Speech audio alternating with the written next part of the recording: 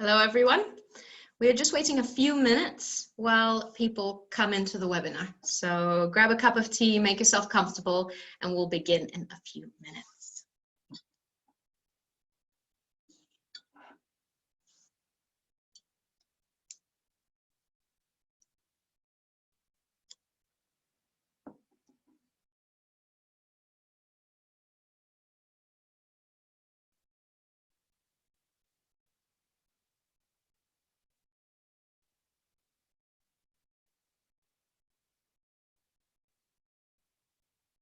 So I think we can begin now.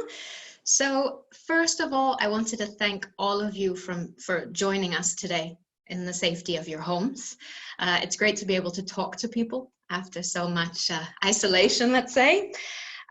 We actually have 220 people that have signed up for this webinar. We are at maximum capacity. So unfortunately, we're not able to let everyone into this webinar, but we will be recording this, and everyone viewing this webinar and everyone who's signed up to attend this webinar will get a PDF copy and a recording of this webinar today.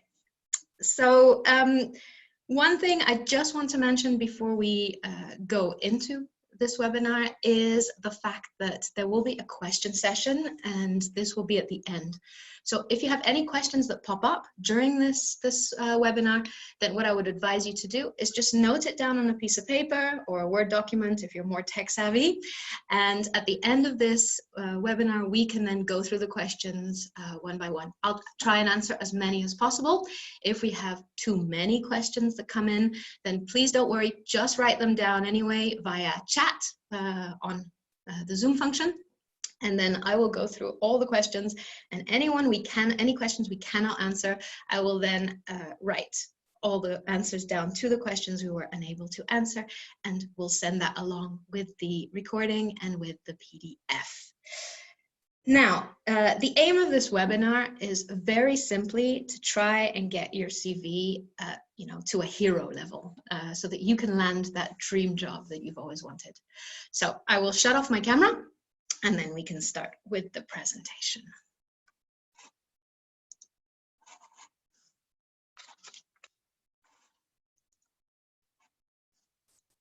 So our agenda for today, we're first going to look at the CV structures. So basically the CV structures that are acceptable in the Netherlands.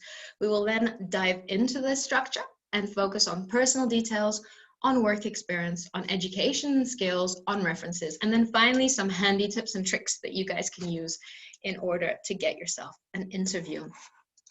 So very quickly about myself. So my name is Jennifer, as you can see. I have worked at Adams Recruitment for 10 years now. The first 9 years over here, I worked as a recruiter. I went from junior recruiter all the way to senior recruiter, and now I'm focusing more on events, on training, and on internal recruitment for ourselves. I have, like probably many of you today, an international background, and me too. When I first moved to the Netherlands, I had to find that first job, and I went to quite a few interviews where I could have used some handy tips and tricks. Now, a little bit about Adams Recruitment. So Adams Recruitment has what I find a very beautiful story behind it. So it started in 1997, and it was Maureen Adam who moved to the Netherlands. She was a British lady, moved over here, and she noticed that there was quite a big gap in the market. There were all these international companies, there were jobs available, but there were actually no recruitment companies to help expats, find the position. So she started this company from the comfort of her own home and expanded quite fast. So now, for example, we have 2 offices. We have an office in Amsterdam, we have an office in Rotterdam. We are super multilingual over here. We have more than 20 people, and we have more than 20 nationalities, to be honest. So what we offer today is we offer positions, and we offer positions in customer support, we offer positions in sales, in finance, in HR, in logistics, office jobs like executive assistants, PAs, administration, marketing, and also IT. So we also offer quite a diverse range of positions. Now, let's get started, because that's why you are here. So CV structures, let's dive in. So the most common structures, to be honest, in the Netherlands is debatable. So there are actually two CV structures that are acceptable over here. Now, the first structure is a CV that has the personal details at the top, personal profile, education, work experience, skills, interests, and references. And the second structure of a CV has personal details, personal profile, followed by work experience, education, skills, interests, and then the references. So which one to choose, I hear you ask, most probably. To be honest with you, play it smart. So to give you an example, if you're a recent graduate, you have amazing education behind you, you've just completed a master's, you might have 2 or 3 internships. Then, use the first CV structure. So use the CV structure where you first show your education and then you put your work experience. So then you put those internships. On the other side, if you have, let's say, maybe you have completed your education a long time ago and you have great work experience to show that matches exactly what the employer is looking for, then swap it around and use the CV structure that you see currently on screen, where you're using your work experience and then the education, skills, etc.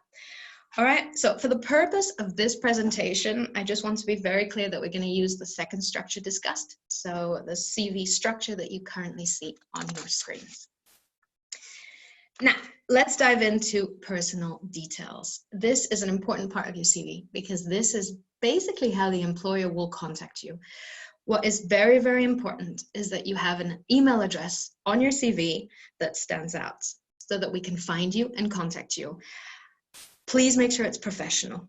Okay, so make sure, for example, there's no hotgirllovesthebeach.com or anything like this. I mean, I'm sure it was a very hot day when you were at the beach that day, but keep it professional. You want people to remember you for the right reasons. Again, telephone numbers, incredibly important. And you'd be surprised how many CVs we get that might have an email address, but no phone number. There's nothing better for a recruiter to be able to just pick up that phone and speak to you. So again, make sure that you have a telephone number there and make sure that if you're based abroad, that you have the dialing code. That's super important. And more important than ever, make sure it's the right number. The amount of times we basically got another person on the phone just because one number was incorrect in the phone number. Photos. This is also quite a debatable subject. In the Netherlands, to be 100% clear, you do not have to put a photo on your CV. You can put a photo on your CV, but it's by no means a must. Now, to give you examples of the CVs we have received with photos, so we get photos on CVs in, women with beautiful wedding dresses, ballroom dresses, prom dresses. We've got CVs with a photo where someone is lying on a car. And I think my all-time personal favorite is when I actually got a CV for a position I was looking for with someone who actually had a live parrot on their shoulder. Now, I admit, hands down, you will be remembered for those photos, for sure.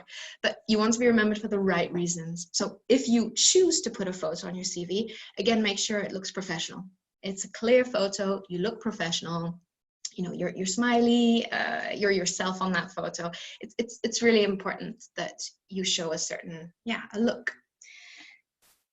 Now, the one thing I do want to mention with photos is photos can, on the other side, people can judge you on photos. So someone can have, get a CV and find you, I don't know, too smiley or not smiley enough or not professional enough or not serious enough, you name it. So it's really up to you if you want to put that photo there. For your information, and just to give you a little bit of inside information about Adams Recruitment, we do follow GDPR. And we follow it very, very strictly. And therefore, when we get a CV with a photo, we will actually take that photo off before we send your application onwards. And this is really because we really want the clients that we work with to see you for who you are, to see what you've achieved, as opposed to looking at a photo and making, let's say, assumptions based on that photo. Another inside tip that I will also give you is with date of birth.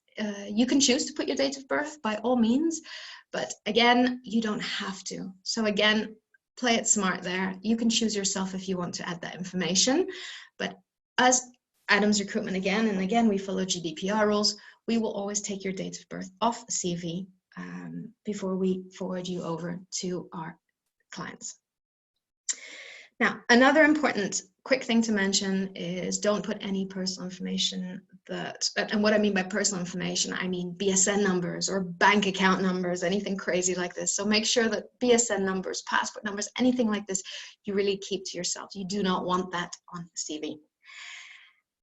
Lastly, or second to lastly, location and work permit is essential. So if, for example, let's say you are Spanish, you live in Spain, but you went to the Netherlands before, you've organized your apartment, you've organized your BSN number, you're ready to work, you're just not physically there yet.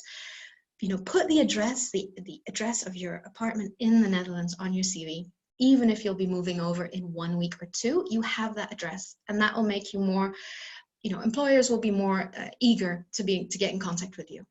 You can always explain that after on the phone when you'll be moving over. Work permit, again, another really, really important thing to add on your CV. If you're from a non-EU country, for example, and you need a work permit for the Netherlands, please don't forget to put it on your CV, and please don't put it at the back of your CV on the last page. You really want it to stand out.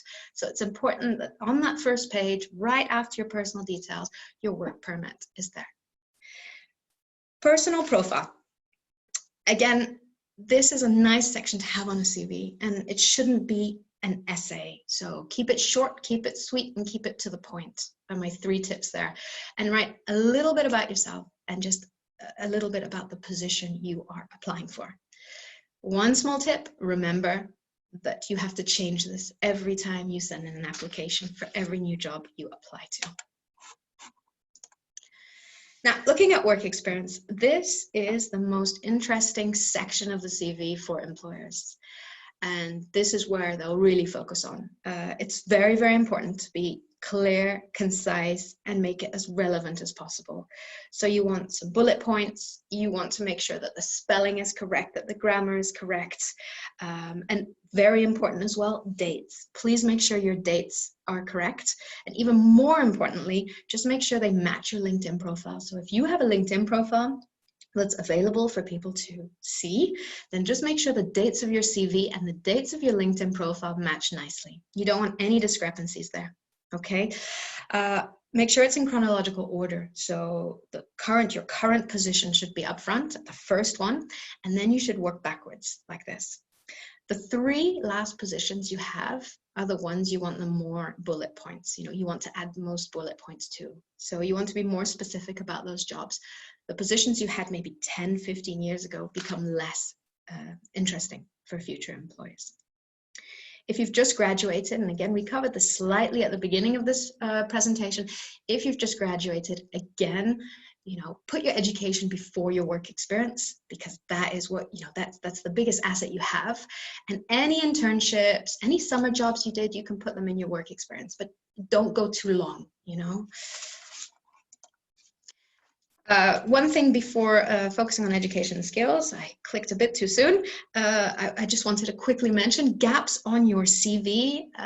If there's any gaps on your CV and you have a good reason there, so for example, you were traveling or you did some education or charity work, who knows, maybe you have children and you decided after your maternity leave that you wanted to stay on a little bit longer and take care of your kids, then put that in. But again, short, sweet, and to the point. Now we can dive into education. So what's important with education is that your most recent education is first. So again, chronological order. You want to show clearly what university you attended, maybe the city or country it was in, and then you want to mention the title of your degree, any additional certificates you have as well, and the topic of your thesis, especially if, for example, you're applying to a certain position and your thesis is relevant to that position. So then that would be a really good point where you should put that in. Language skills again, especially being in the Netherlands. The Netherlands is full of international companies here, absolutely full. And there are so many different jobs on the market right now where we're looking for so many different skills. So language skills are really, really essential. So write really clearly what languages you speak, And then, of course, the level of the languages. What I would say to you is really stick to the languages and really show the languages that you speak at either fluent, or I should say advanced, fluent, or native level. If you have basic language skills, I wouldn't recommend you put that on your CV unless, and this is again important, unless it's the Dutch language. Even if you have basic language Dutch, it's really, really nice for employers to see that you've got the Dutch language and to see that you are integrating into the country, let's say. Interests. Now, interests, to be honest, are my personal favorites. And why, you may ask? Because I feel that it shows a lot more about you. I love nothing more than sitting in an interview with someone and finding out who they are.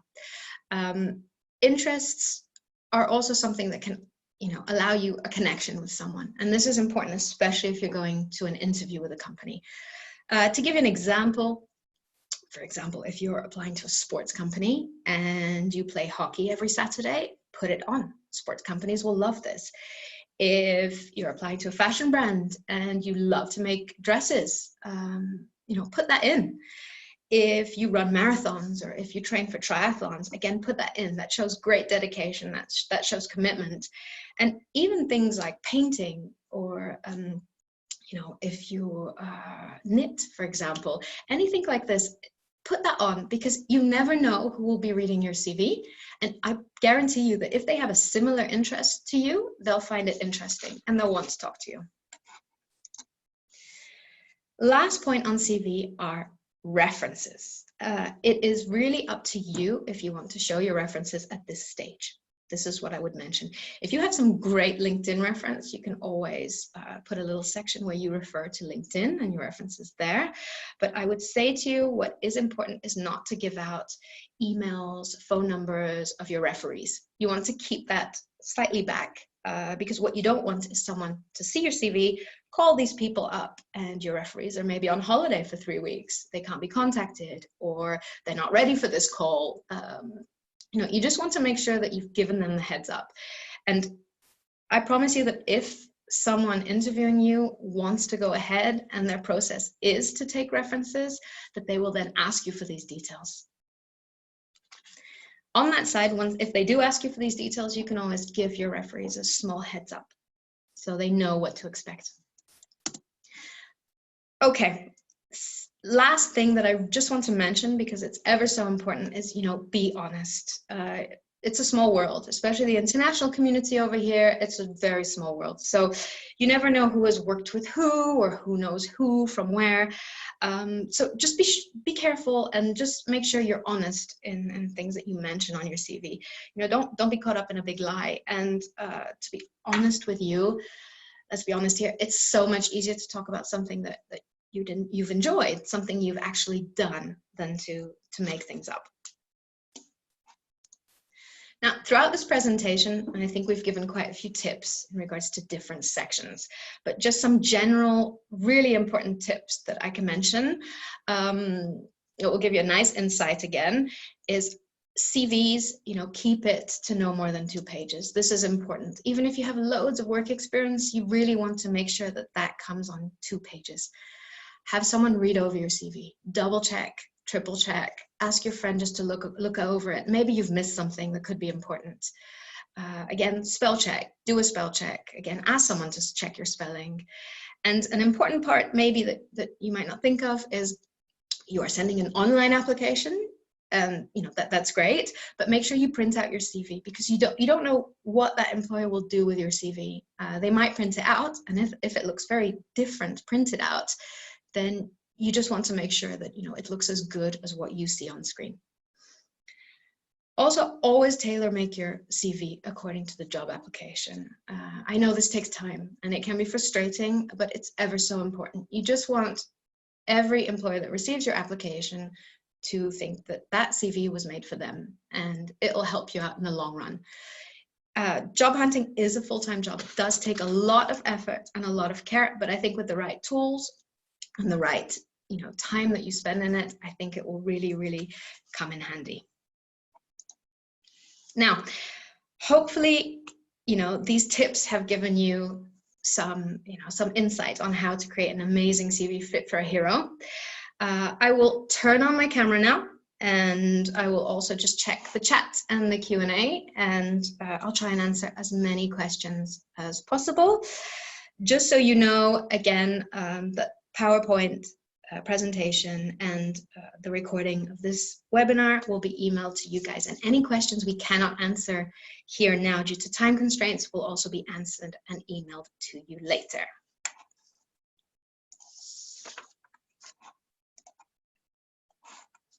Okay, so I'm going to start with Alice's question here. Hello, Alice.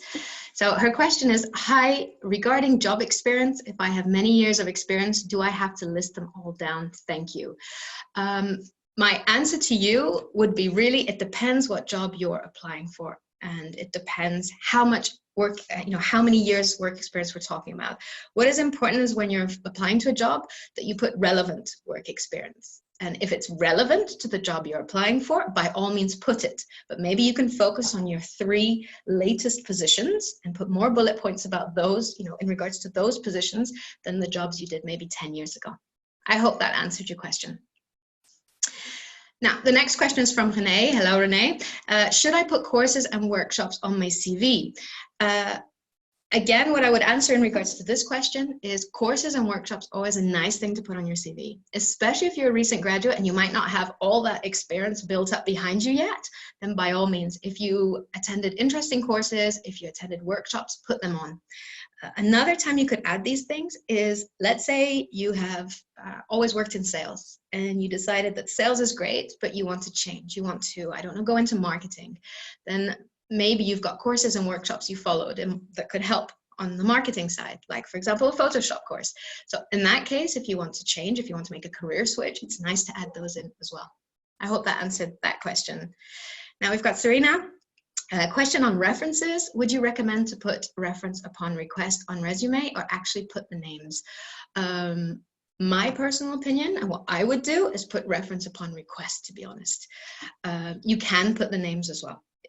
That's absolutely fine, and that is really something that you can choose depending on what you feel more comfortable and confident with. To be honest with you, if an employer wants references, they will ask you anyway, so it's not going to stop you from getting an interview. Then we have Adela. She's asking, what about the Sukir visa? Should it be written down as it is?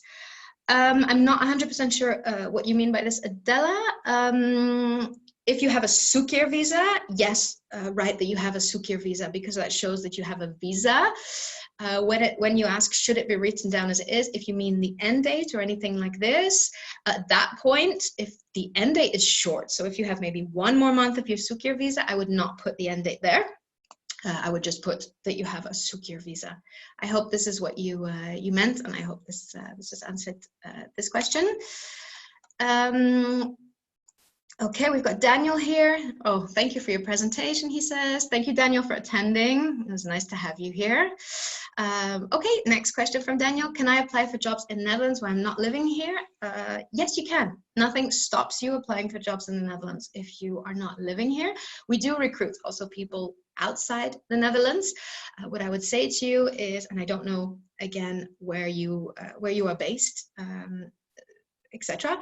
But if you're based, for example, in France, for example, in Germany, and you've got great languages to offer that can also be, really useful in the Dutch market, then by all means, add that in, put that in. If you need a work permit, put that in, or if you have a work permit, I should say, put that on your CV that you already have those documents that are necessary. But yes, by all means, you can apply. Okay, European format or any other format is the question from, okay, I've got Anonymous here. Honestly, it depends on the job you're applying for. I would say to you, and I'm going to use the marketing experience again, if you are applying for maybe a marketing role, or let's say a graphic designer, show what you've got, make your CV stand out, make it look really nice. But if you are applying for, let's say, a more standard position where they're not necessarily going to look at your CV and how it's made, for example, administration or something else, then by all means you can use the European format. The most important is use a format that you are happy with and that you can talk about during an interview? I hope that answered that question. So we've got Galaxy. Okay. What about nationality? Should that be a part of personal details? Good question here. You do not necessarily need to put your nationality on a CV, but let's say you are applying to a position where the French language skills are important, then by all means put the fact, if you are French, put the fact that you're French, because that shows straight away that you're native in that language. So yeah, play it smart. But to be honest, it doesn't really matter. You can add your nationality, you can not add your nationality, whatever you're most comfortable with. Let me see, what other question do we have? I have quite a few questions that have come in, so I just have to scroll up a bit. Here we go. Agnes Denny, hi, I have lots of short jobs due to being a contractor. If I put them all in my CVs, it makes my CV 4 pages. Okay, really good point, Agnes, and this is difficult because of course ZZ payers or contractors, they do have a lot more jobs behind them than someone who maybe works for one employer. What you could do here is put the relevant projects. So you could put your company name, because as a ZZ payer, I'm sure you have maybe a company name. So you could put your company name and you could list the projects that you feel are the most important for the position that you're applying for. If it's quite a senior position that you're applying for and you have a lot of experience, then by all means list as many as possible, but try and keep it short and still try ideally to fit on those 2 pages. So most relevant projects. I hope that answered that question. Okay, Claudia, should we always include interests and references? So, in my opinion, for interests, I would say yes. But that is, again, a very personal opinion. I just really like to find out a little bit more about the person than just a regular CV. And I think interests really shows who you are as a person, what you do. And like I mentioned in the presentation, if you put an interest on your CV, and let's say that person that is reading your CV and your application has that same interest, there's a connection there. And I think they'll probably, be more interested in speaking to, not more interested, that's the wrong words, but there's a connection there and they'll want to speak to you. So I think it can never hurt to put your interests. References, like we mentioned in the presentation, references, it's up to you. You can put your references, it's really up to you, as you prefer. So now, question from Jerome. What percentage of companies already use artificial intelligence to filter resumes? Very good question. I don't know the answer to this, to be honest, but what I will do for you is write it down and I can have a look. There are not, to what I know right now, not that many of the clients that we work with currently that are using artificial intelligence yet, but who knows what's going to happen in the next few years. It's a super good question. So Peter, dear Jennifer, what to tell about unemployment session? For example, the time after 2008 and 2009.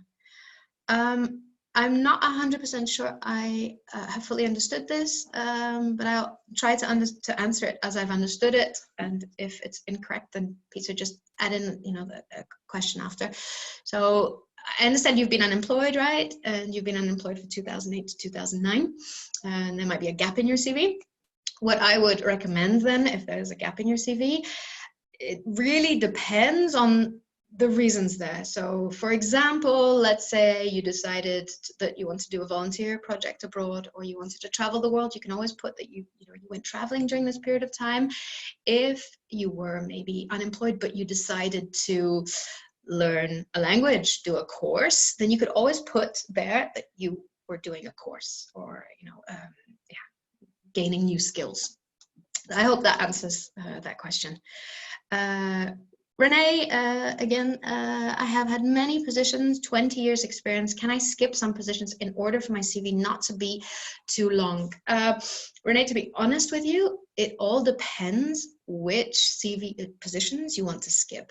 So this is a very tricky question, because yes, you have a lot of experience, but you don't want to skip positions in the last sort of 5-10 years, because that will cause a gap in your CV. And if there's a gap in your CV, then employers will, they'll have question marks and they'll think, okay, why is there a gap in the CV? And you want to avoid any sort of question marks. You want to avoid an employer thinking, okay, what happened here? So you can, the answer, in a short answer to this question, you can skip some positions, but my advice would be skip those positions that you did many, many years ago. So maybe the first 10 years of your work experience you can then skip, and you can start with the last 10 years work experience, because to be honest with you, employers will be really more concerned about those last positions. So what top tips do you have to make your CV AI friendly? Okay, good question again. And I will have to get back to you on this one. To be honest with you, we don't work with artificial intelligence, and that is really not my forte. So what I will do is look into it if you want, and I'm more than happy to look into it, do some research, and we can also always see what that could be. I'm just gonna jot this down. Okay. Now, Serena, how could we make use of recommendation letters during the process? If you have great recommendation letters, you can send these recommendation letters in with your application. There's no harm in that at all. So if you have great recommendations, send them in. It's nicer to receive too much than, not enough. So in that respect, yeah, feel free to send them in, or you can mention at the bottom of your CV that you have recommendations letters you'd be happy to share. Stephanie asks, how can you best explain the gap on your CV due to the hiring stop of several companies with the coronavirus right now when you are in between jobs? Honestly, right now in the current market, there'll be a lot of people that are in your situation, Stephanie. And a lot of companies are also understanding of what's going on right now in the marketplace. So there will be much less question marks as to why people have a gap in their CV right now than maybe 3 years ago when the economy was booming. So in order to best answer you, you can just mention that you could, if there's a gap now and you're not currently working, you can just mention due to corona crisis, my position has stopped. But even if you didn't mention that, right now in this market, there wouldn't be too many questions about that. People expect that, employers expect that. Okay, I hope that answered your question, Stephanie, as best as I could. Now, anonymous attendee writes, is a motivation letter necessary when you apply for a job, even if it's not mandatory? Now, a motivation letter shows a certain effort you've made. And I think a lot of recruiters, a lot of employers that get a CV with a motivation letter, I think they like that. It shows that you've taken the effort to actually write a motivation letter and that you're interested in their position. So I would say to you, if you have the chance and if you write a good motivation letter, because again, if you write a motivation letter, you're risking spelling and spell check and all this. So if you want to write a motivation letter, make sure one that the spelling is top, that you've checked it, that it's short, sweet, it's to the point, and you've answered, that you've really showed the employer that you would be as such the perfect candidate for this job. So by all means, if you want to make a motivation letter, we love motivation letters. Okay, let's see. We have quite a few that have come in again. So I just want to make sure I...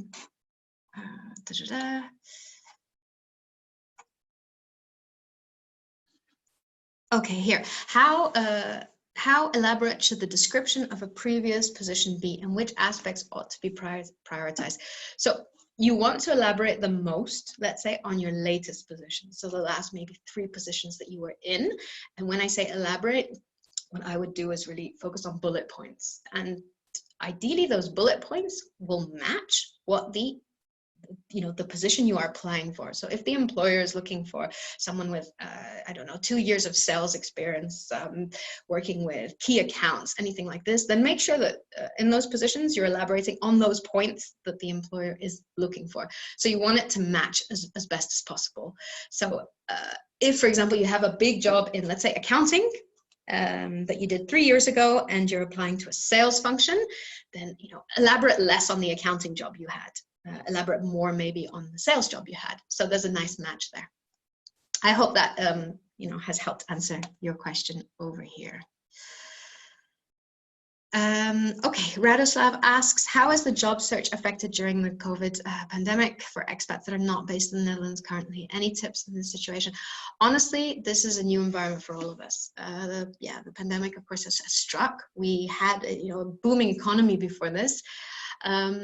These are uncertain times, and I would say to you that we do notice that a lot of the clients that we're working with right now are putting jobs on hold. It doesn't necessarily mean that these jobs are disappearing, okay? So be patient. But right now, a lot of companies they need to figure out how they're going to recruit. They need to figure out how they're going to maybe onboard people remotely. And this takes a little bit of time. So don't lose hope. We still have jobs coming in. We still have clients looking for people. It's just a matter of time. So what I'd say to you right now is probably not the best situation. If you're based abroad and you're currently looking for jobs in the Netherlands, it's probably not the best situation to, you're not going to get lots and lots of job offers right now. But I think if you wait it through a few months, see where we go with this pandemic, of course, then we can see how the market is going.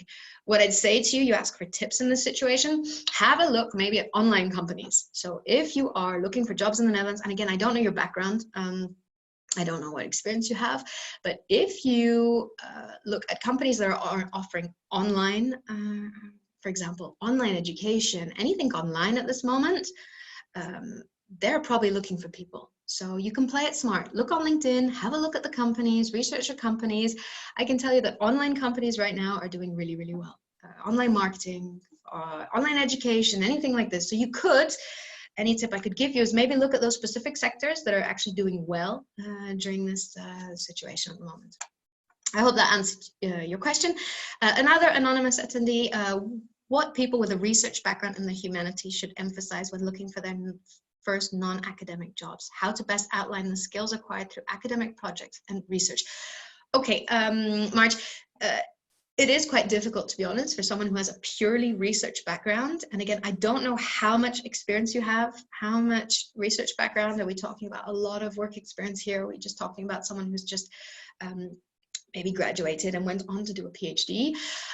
It will depend how much experience. The more experience you have in research, the harder it will eventually be to completely change field. Okay.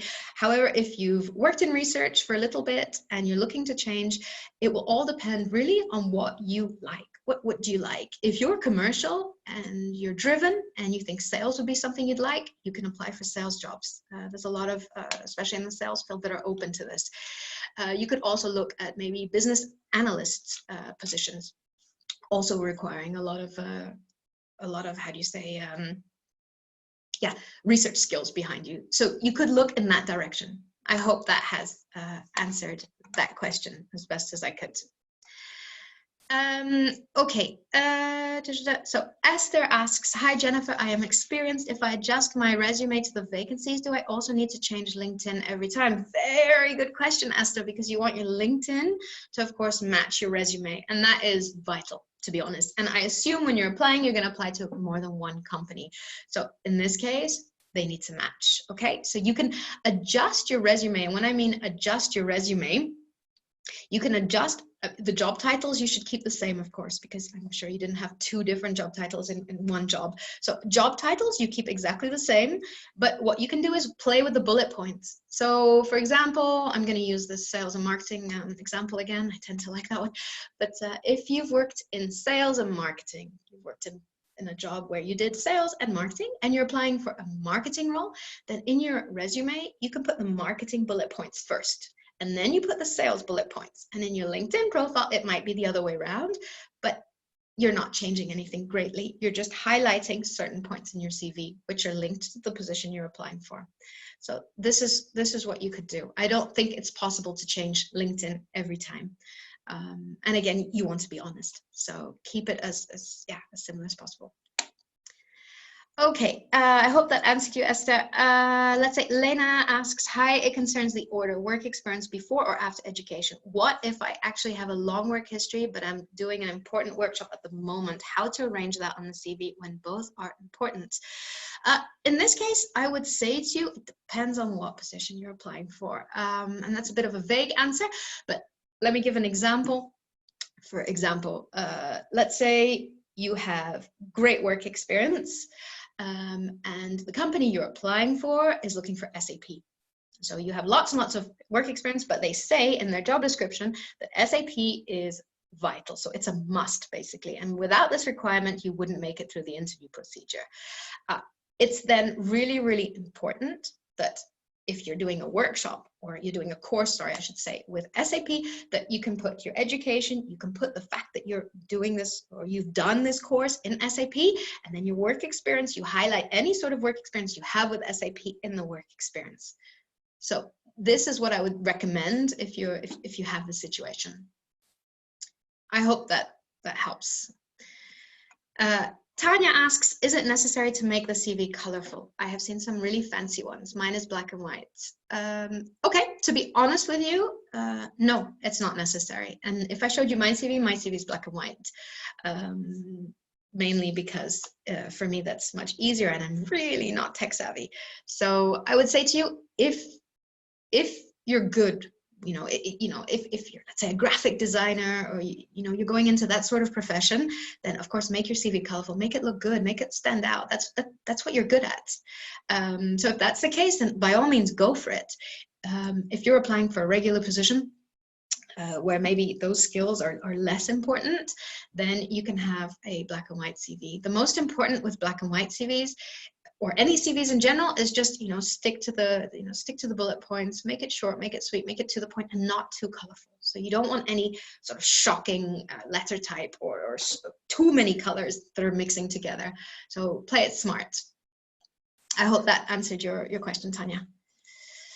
Then I've got Luca. Hi, do you have any suggestion about companies that ask to compile an online form other than sending a CV? I never got a call when I apply using those kind of forms. I feel it gets scanned by a bot, which does not consider personal information like interest. It could be. You are completely correct. It could be, depending on the company. It could be scanned by by a bot that's only looking at certain aspects on your CVs. I would say to you, you could do two things. So if you're applying via a company and you've got to fill in an online form, well, that is their standard procedure. So there's no way of avoiding that. So you've got to follow their procedure. So I would complete the online form because that is what they're asking you to do. What you can do, however, is look at the name of the person. Maybe you've got contact there. Maybe there's a name of a person or an email address or something. And then what you could also do is also send your CV via the email. But please mention, if you do this, that you've applied online using their form. So you can say to them, I've applied online using my form. However, I just wanted to send you a few more details about myself. Please find enclosed my CV and a motivation letter for this position, for example. So you could do this. If that is not available to you, if there's no email address or contact name, then in this case, unfortunately, you will have to go through the online form, and you'll have to answer the questions that they're looking for. Okay. We've got Marketa here. Hello, I have a very versatile profile. I've worked in finance, marketing, communications, event management, project management across different numbers of industries, both public and private. Is it a problem for a Dutch employer? Do they prefer someone who is more specialized, e.g. tenure in marketing communications? I'm a bit struggling to emphasize my experience and make it tailored. Thank you. To be honest, this is you. This is what you've achieved. And as a recruiter, we do see people with profiles like yours who have done have a lot of variety in their profile. There's no right or wrong answer here. It will honestly all depend on what the employer prefers. And if you can highlight certain aspects of your CV which are relevant to what the employer is looking for, great. Some people are more than happy, employers are more than happy to have a more versatile profile in front of them. And some are more, let's say, old school, maybe you could say, where they're really looking for 10 years experience in a certain type of industry. So to be honest with you, you cannot change the experience you have. I think every bit of experience that you have makes you who you are. And that's really, really important to show who you are. I hope that answered this question. Yeah, it's really dependent upon the employer and what they're looking for and what they're asking for. So let me see. I've got another anonymous attendee. Do I have to put that I don't need a working permit if my nationality is in my personal details? No, you don't need to put that you don't need a working permit as such. Saying this, if, for example, you feel that maybe it would help you or you're applying to a position, yeah, I don't know. So for example, let's say you're applying to a French position, and you're from Latvia, for example, you could put that you don't need a work permit, because maybe someone looking for a French position will be thinking of the standard, let's say France or Switzerland, or I don't know, and might not know. You'd be surprised, might not know that Latvians don't need a work permit. So you could always put it there if you're applying to this sort of position and your nationality doesn't as such match that. But most people, of course, if, for example, you're from Germany and you're applying for a position in the Netherlands and you don't need a work permit, most people don't put it, and that's perfectly acceptable. So I hope that answered your question. Angelina, hello, what is the best format, PDF or Word? It doesn't matter is the answer to this. Recruiters, we like Word, because basically we like a Word CV because it's easy to take off your photo if we need to send you on. It's easy to take off your date of birth, and it doesn't mess with the format of your CV when we need to take off these details. So recruiters love Word. PDF is always great as well if you're sending it directly to an employer. It also doesn't show, if there's a spelling mistake there, it doesn't show those red squiggly lines either. So PDF is also, but we receive two. The short answer here is we receive both formats, and both are more than acceptable. So I've got a message, Agnes Danny. Hi, I have lots of short jobs due to being a contractor. If I put them all in the CV, I will make it 4 pages, but I found them all quite relevant. What do you suggest? Then, if you have that many jobs, what you can do is, again, focus on your latest positions. So the latest positions that you have in your experience, because at the end of the day, an employer will really focus more on the last positions you had in the last 3 or 4 years. Of course, they're interested in knowing what you did 10 years ago, but it becomes less relevant to them. So in this case, put your last positions that you did, maybe more bullet points on your last few positions, and then your other positions that were 10 years ago, no bullet points there, or less bullet points there, and see if you can fit it on 2 pages. If you can't fit it on 2 pages, it's not, the end of the end of the game or anything like this. You can make it fit maybe on 3 pages if needed. But let's say the standard, the ideal is a 2-page CV. Okay, Peter asks, chronological or functional CV, which gets better acceptance? To be honest with you, chronological CV, because it flows, and you want a nice flow in your CV. You want to make it reader friendly, so you want the employer to be able to read your CV without any question marks. So I would say to you that working in chronological order is much better than functionality. You can always, in that chronological order, mention what functions you had in each position. Okay, then we've got Monica. I live in Brazil and I do not have a work permit to work in Holland. Is it possible to apply to a position and get the job without it? Monica, it depends on the education you have, the work experience that you have, to be honest. It's possible, of course, everything's possible. It's possible.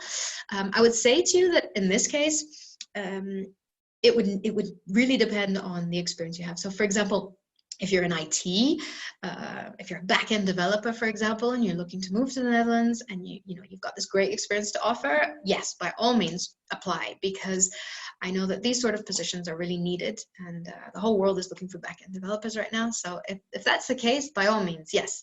If, for example, you might have a background in maybe administration or something, and you're looking to move over here, it might be a little bit difficult, because basically for an employer to get a work permit for someone, they need to prove that this person has special skills, let's say, that they find it hard to find in the Netherlands.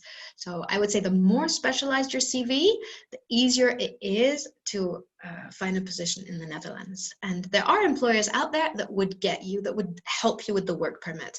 So in this case, it's good to look on LinkedIn, have a look. I don't know, maybe you come from a pharmaceutical company and you see another pharmaceutical company on LinkedIn looking for someone with your experience, then by all means apply directly and see if they can help you out.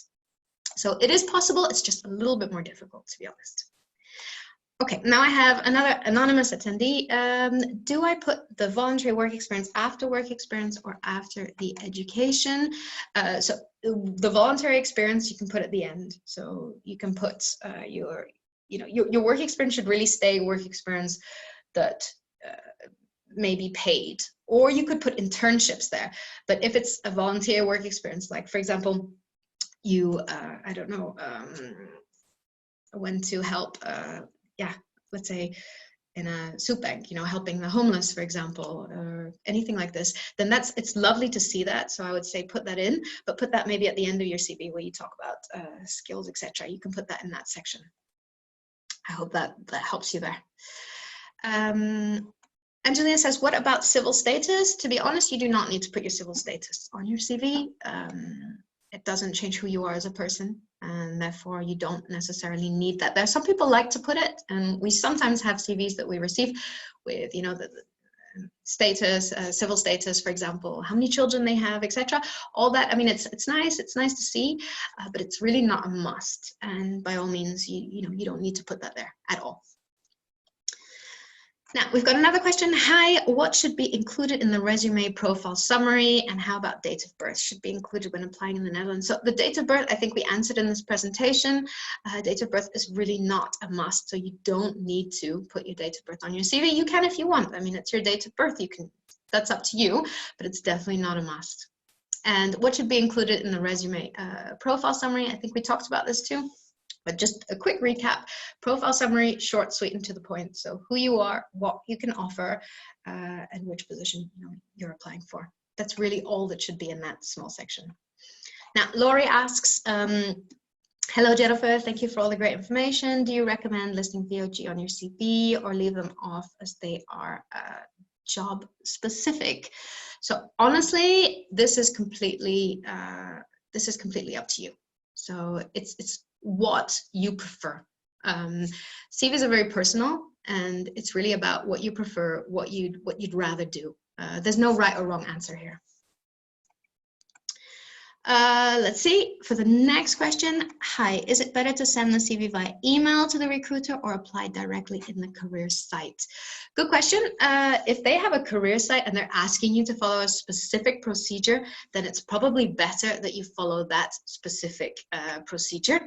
However, like someone else asked me previously, you can always follow their online procedure, and also then if they have an email address, send your CV there and just write there that you have also, you know, applied online, but you wanted to give them more information. Okay, I'm afraid, guys, that time is up. So I'm going to have to end the question session here. However, I'm receiving lots and lots of questions still coming in. So what we will do is have a look at all the questions, try and answer as many as possible for you, ideally all of them in writing, and then we'll send you over the list of questions and the list of answers that we have. Okay, I hope this was useful for you guys. I hope you enjoyed it today. I thank you for joining me, and you know, stay safe during these coming times. All right, thank you very much. Goodbye.